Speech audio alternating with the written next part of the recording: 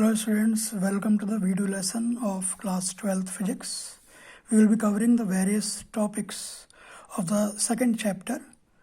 And the second chapter is the electrostatic potential and capacitance. In this video lesson, we will take up the topic electrostatic potential, and the contents we will be having the electrostatic potential energy and potential. Second one, the potential at a point due to point charge. And then the third one, graph for variation of the potential.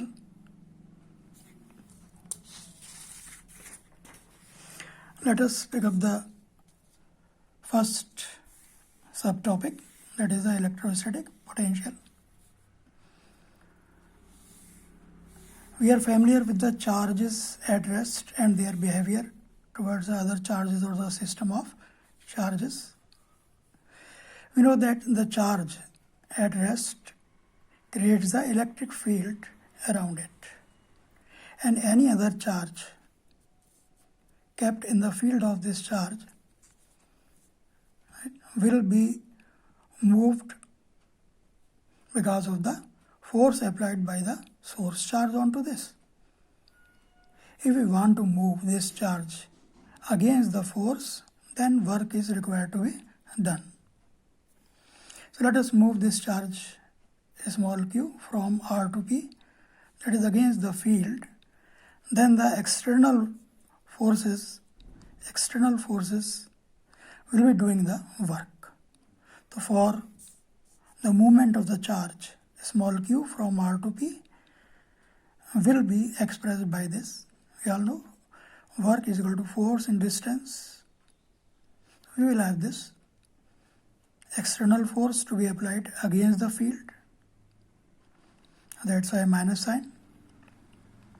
And this work done, we know, is stored as electrostatic potential energy. Therefore, we will have this, that work done from R to P to bring the charge Q will be the difference of the potential energies at respectively P and R. Now we want this work done to be independent of charge small q, that is the charge which is being moved. So what to do? The work done in bringing a unit positive charge, positive taken conventionally, the work done in bringing unit positive charge from R to V can be written this way. And this work done per unit charge is what we call the potential or the potential difference between P and R. So we will have the potential difference between Vp, between the P and R. Further, let us move that this work done in bringing a unit positive charge from infinity. Let us bring the charge from where? Not from R, but from infinity. And at infinity, the electric field of the source charge is how much? 0. So let us bring this charge small q to a certain point P. So this work done per unit charge when we bring the charge from infinity to the point P is defined as the potential at P. So potential is the W upon Q, that is the charge to be moved. Hence, from this concept, we can find the potential. Let us find the potential at a point due to the point charge. Here it is, the point source charge. At P, we want to know the potential distant R from the source charge. Let us move the charge from infinity to the point P. So work done. What for work done? A small work done. A small amount of the work done in moving unit positive charge for the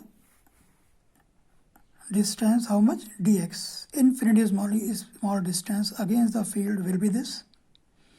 E and dx opposite, so we will have minus E dx. And for the total work done to bring the charge, unit charge, from infinite to P, we can integrate this. can solve this. So integration will be minus 1 upon x. Applying the limit, we will have this. This will be the potential at the point P due to the charge capital Q.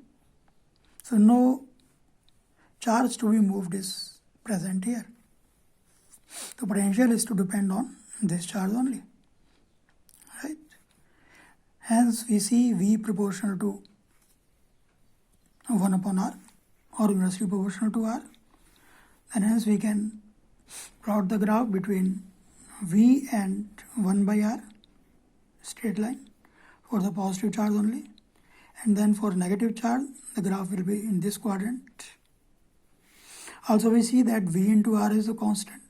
So if we want to plot the graph for V and R, right, then graph will be this way. Closer the point P to the source charge, more will be the potential at that point, right? And for negative charge, we will have the same nature of graph this way, right? So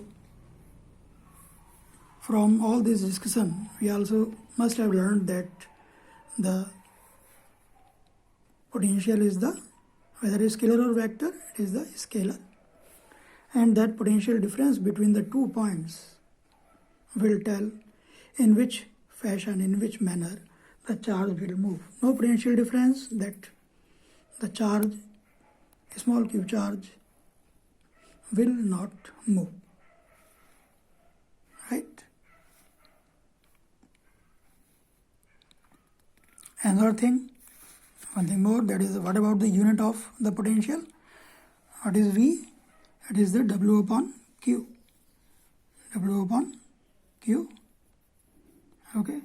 So W, that is a joule, work done joule per coulomb. This is what we call the 1 volt. So volt is the SI unit of the work, SI unit of the potential.